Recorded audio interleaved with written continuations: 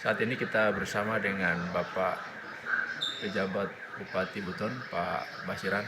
Pak, kemarin baru saja ada MOU yang ditandatangani oleh Bapak dengan Kadin Kabupaten Buton. Apa bisa diceritakan isinya, Pak? Ya, kemarin tanggal 13 Februari tahun 2023 pada hari Senin, saya selaku penjabat Bupati Buton bersama Ketua Kadin Kabupaten Buton,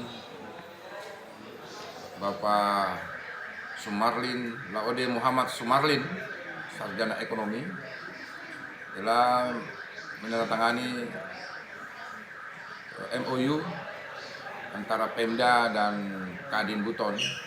Ini dilakukan dalam rangka bersinergi membangun Buton dalam bidang ekonomi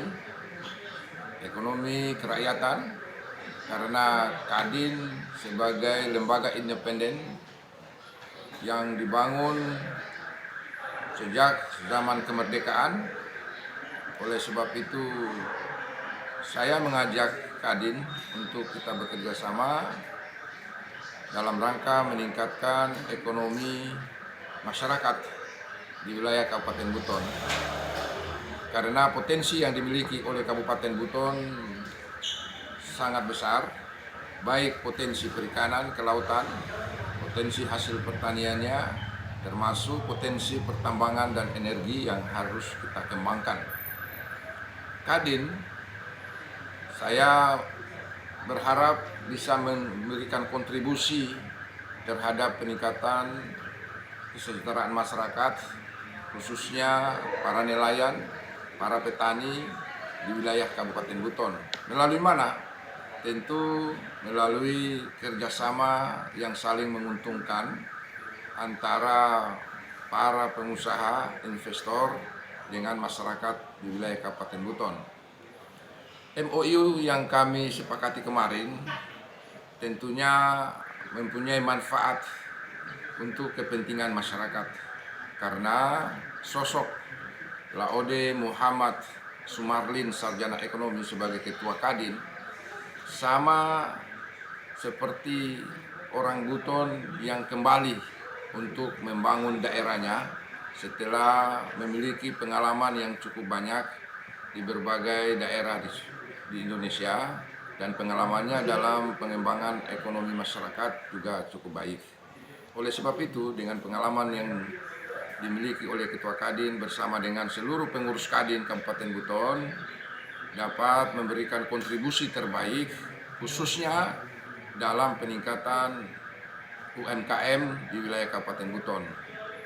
Dan setelah dilantik, ini tentu Kadin Buton di bawah kepemimpinan Laode Muhammad Sumarlin, Sarjana Ekonomi, langsung bergerak seperti yang saya harapkan, langsung turun ke wilayah Kabupaten Buton, melihat potensi yang perlu dikembangkan. Dan salah satu hal yang sekarang dalam waktu dekat ini dikembangkan adalah bagaimana membuat pakan ternak. Karena salah satu potensi yang dimiliki Kabupaten Buton adalah hasil perikanan yang sangat berlimpah. Di sana ada hasil laut, dalam hal ini ikan, dan di saat-saat tertentu jumlah tangkapan produksi ikan di wilayah Kabupaten Buton sangat besar dan akan membuat harga ikan akan menurun. Oleh sebab itu, salah satu upaya bagaimana memanfaatkan potensi yang dimiliki khususnya di bidang perikanan ini bisa dimanfaatkan ikan yang tidak terjual atau yang tidak diterima oleh perusahaan, maka bisa dimanfaatkan melalui kerjasama dengan Pemda Buton yang memiliki industri pengembangan pakan ternak. Kami sudah punya lokasinya, sudah punya mesinnya, sehingga pihak Kadin bisa menyiapkan bahannya. Lalu pihak Kadin pula yang akan menyalurkan dan membeli kepada para peternak, baik di wilayah Kabupaten Buton, wilayah Kepton, bahkan mungkin di daerah lain. Karena salah satu permasalahan yang dialami oleh peternak saat ini adalah terkait dengan penyediaan pakan. Maka peluang itulah yang ditangkap oleh Kadin yang harus segera dilakukan. Selain itu juga, tentu bukan hanya di bidang perikanan kelautan, tetapi kami bersinergi bekerja sama bagaimana pengembangan hasil produksi pertanian. Karena wilayah Kabupaten Buton selain mempunyai wilayah pertambangan juga mempunyai wilayah pertanian dan perkebunan yang cukup luas, khususnya pengembangan tanaman jagung dan tanaman lainnya. Oleh sebab itu kalau jagung juga bisa dikembangkan, yang tahun ini menjadi prioritas Kabupaten Buton dalam penanaman tanaman pangan yaitu jagung, maka dari jagung ini bisa menjadi juga bahan dasar pemasok untuk pakan ternak. Dengan demikian, kesepakatan kami dengan Kadin akan selalu bersinergi, khususnya dalam bidang pengembangan usaha ekonomi masyarakat. Demikian. Pak, kira-kira berapa nilai ekonomi yang akan bisa dihasilkan dari industri pakan ternak tersebut, Pak? Kalau melihat angka, kemungkinan ini belum bisa kami prediksi, karena itu butuh kajian, hitungan yang jelas. Kadin tidak mengejar keuntungan, tetapi bagaimana memanfaatkan potensi limbah ikan. Jadi saya bisa katakan ini limbah ikan yang tidak bisa dijual untuk dimakan oleh manusia, sehingga bisa dimanfaatkan untuk menjadi pakan ternak. Saya pikir ini sebuah terobosan yang dilakukan Kadin dan Dinas Perindustrian Kabupaten Buton, karena kesulitan nelayan bisa teratasi, kesulitan peternak, khususnya peternak ayam, baik ayam petelur, pedaging dan sebagainya bisa teratasi. Jadi multiple efeknya sangat luas. Selain itu juga bisa meningkatkan pendapatan masyarakat khususnya nelayan, termasuk para petani yang menanam jagung. Karena salah satu bahan dasarnya selain itu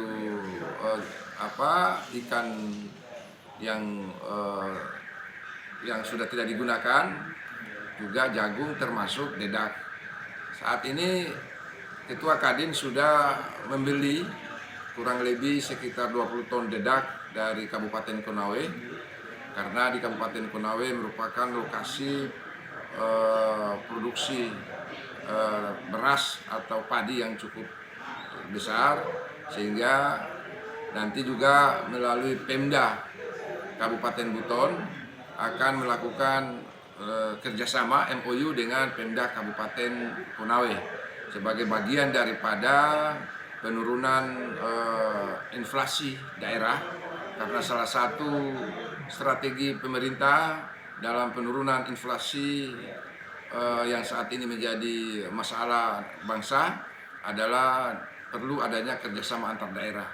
Oleh sebab itu kami Pemda Kabupaten Buton juga akan melakukan kerjasama dengan Pemda Kabupaten Konawe, khususnya dalam penyediaan hasil pertanian khususnya beras, dedak, yang mungkin di Konawe itu tidak terlalu dibutuhkan, tapi kami di Buton akan membutuhkan dedak dalam rangka untuk produksi pakan ternak.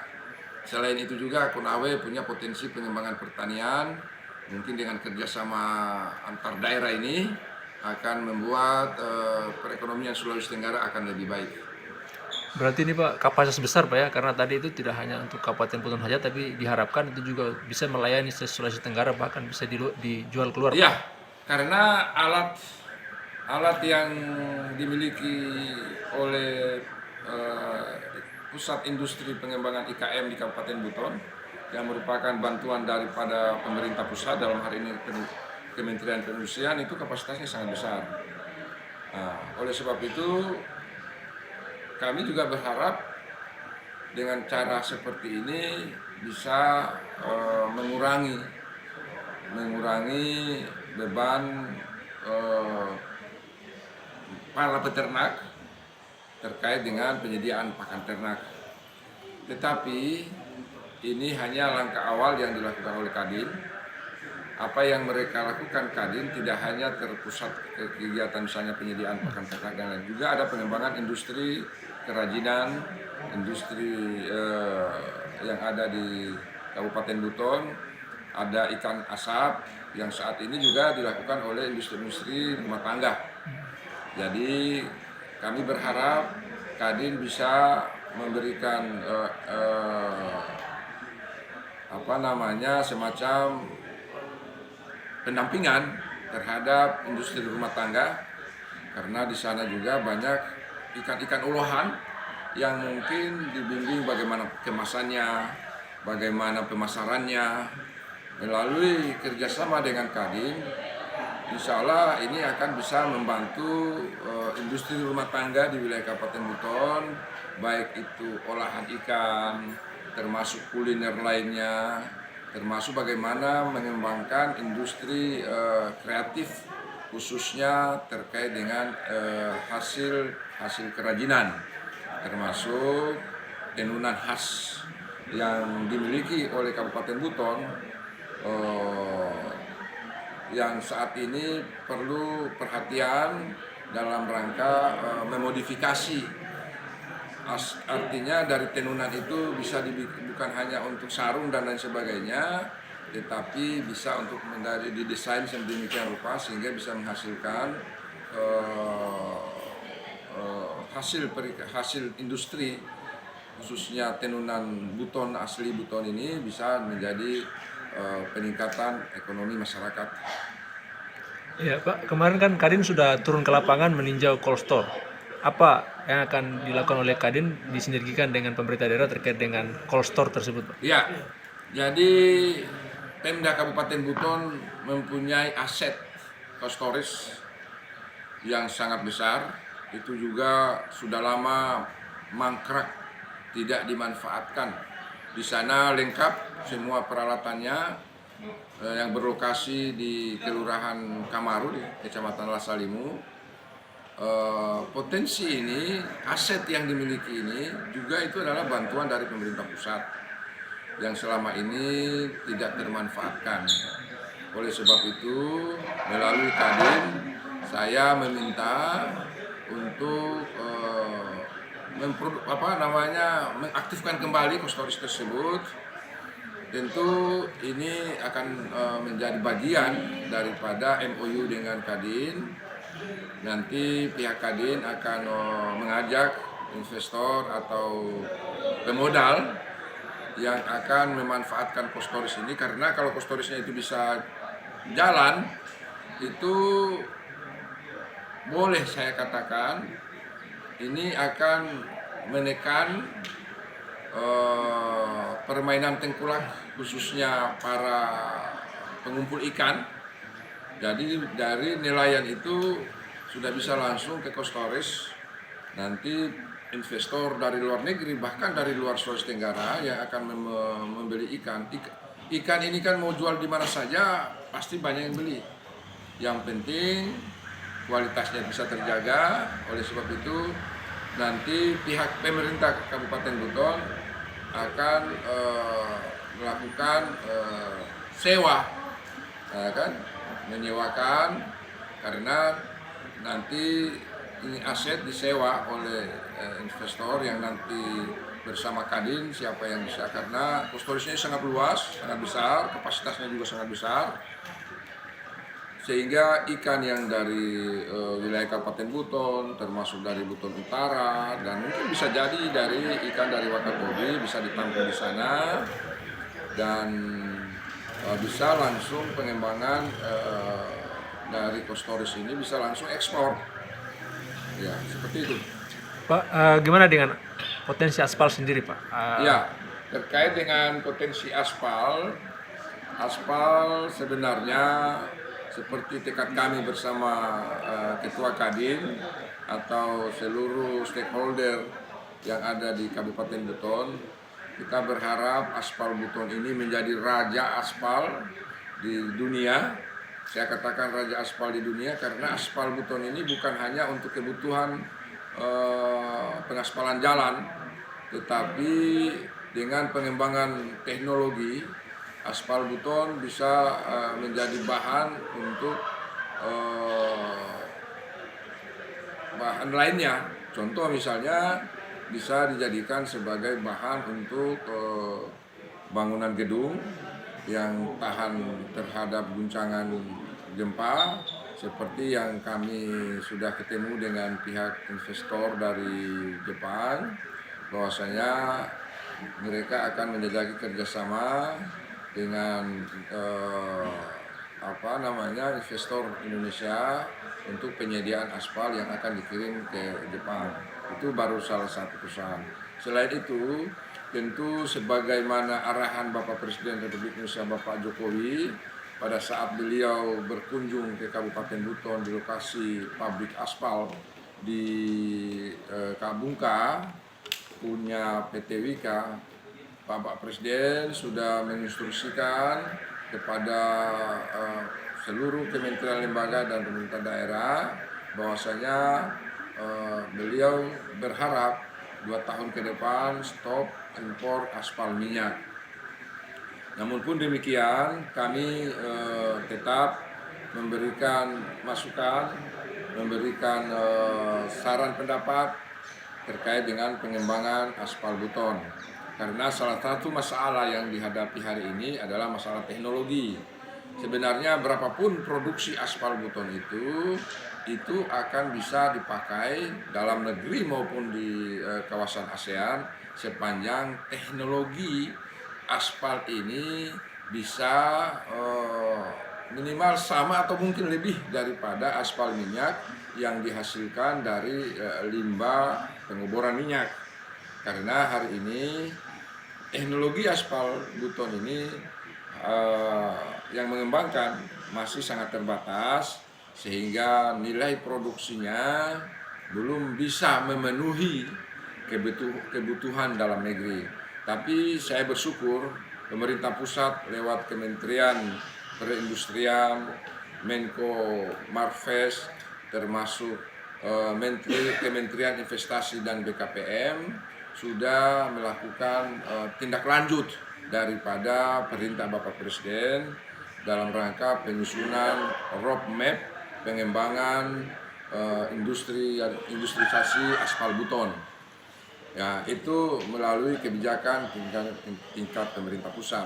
Tetapi saya berharap kiranya melalui Kadin Beton bisa mengembangkan kembali sehingga pemilik izin usaha pertambangan aspal di Buton tidak diam. Artinya yang sudah memiliki IUP silakan untuk melakukan produksi dengan tentunya dengan melihat peluang. Jangan sampai aspal beton ini hanya menjadi bongkahan yang tidak dimanfaatkan. Termasuk tentunya kami berharap pemerintah pusat melalui Kementerian Perhubungan Republik Indonesia bisa mengembangkan pelabuhan Nambo yang ada di Kecamatan Lasalimu, karena salah satu permasalahan yang dihadapi dalam pengangkutan aspal ini ke luar Pulau Buton adalah persoalan pelabuhan.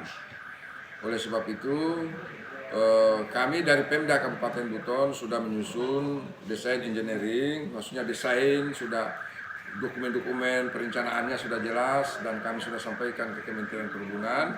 Mudah-mudahan Kementerian Perhubungan bisa membangun pelabuhan aspal di Nambo, karena saat ini pelabuhan yang digunakan adalah pelabuhan Banabungi. Kalau pelabuhan Banabungi digunakan untuk pengangkutan aspal, maka ini juga akan mengganggu karena harus masuk di kota.